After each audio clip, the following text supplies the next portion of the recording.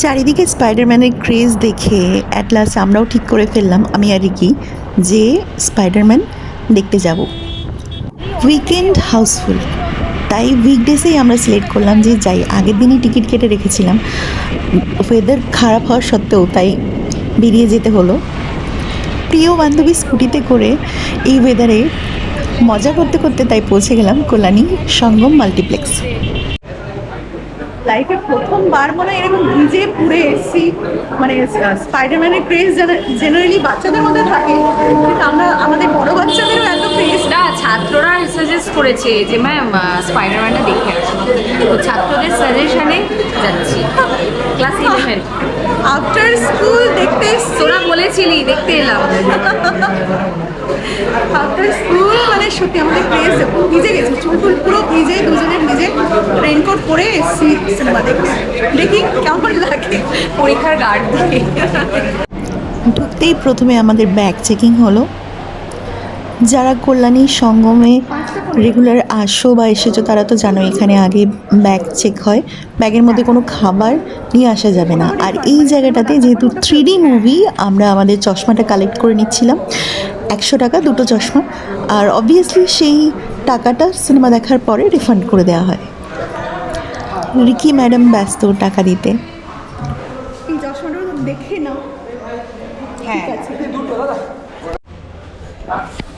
So অবশেষে আমরা চলে এসেছি। এখনও আমাদের হাতে 5-7 মিনিট আছে, তো ততক্ষণে একটু ছবি টবি তুলে নেওয়া হচ্ছে। মানেই ছবি। আর এখন মানে লিটারালি ভিজে গেছি, এখন তো ভয় লাগছে জ্বর আসবে কি আসবে না। তো কফি খাবো, কফি। জ্বর আসবে না, এতটাও উইক না, জ্বর আসবে না। না, ঠিক আছে, ঠিক। তো এখন গিয়ে কফি নেবো, তারপরে ঢুকবো, তারপরে বলছি এক্সাইট। তো রিকি এখানে কফি অর্ডার দিতে ব্যস্ত। আমরা দুটো কফি অর্ডার করেছিলাম ফার্স্টে। এত ঝড় বৃষ্টি পেরিয়ে অ্যাট লাস্ট সিনেমা শুরু হওয়ার আগেই আমরা পৌঁছে গেছিলাম। আর এটা সিনেমার ভেতরটা, যারা গেছো তারা তো জানোই, আর যারা যাওনি তারা দেখে নিতে পারো। খুবই সুন্দর হল and my all time favourite.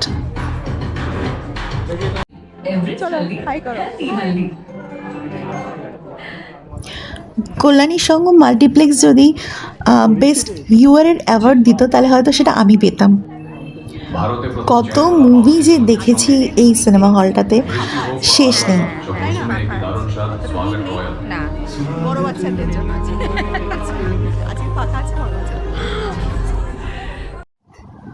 Movie already enjoy করতে শুরু করে দিয়েছি, আর মুভির কিছু ক্লিপস আমি নিয়েছি। আর আমি রেকর্ডিংটা পুরো রেকর্ডিং মানে ফার্স্ট টু লাস্ট পুরো রেকর্ডিংটাই করেছি আমার গোপ্রোতে, হিরো ব্ল্যাক 10।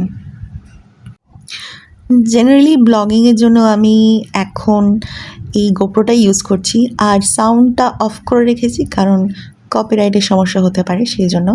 আর এই দৃশ্যটাই যে এখন যে দৃশ্যটা দেখছেন, এইটা মানে সব থেকে ভালো লেগেছে আমার। পুরো মুভিটাই অসম, কিন্তু এটা এক্সেপশনাল ছিল, সেজন্য এটা রেকর্ড করেছি। সো যারা কল্যাণী মাল্টিপ্লেক্সে কোনো দিন সিনেমা দেখেননি, এসে অবশ্যই দেখতে পারেন। আমি এটুকু বলতে পারি যে নিরাশ হবেন না, খুব ভালো লাগবে। আর আজকের আমাদের অভিজ্ঞতা কেমন লাগলো সেটা অবশ্যই জানাবেন।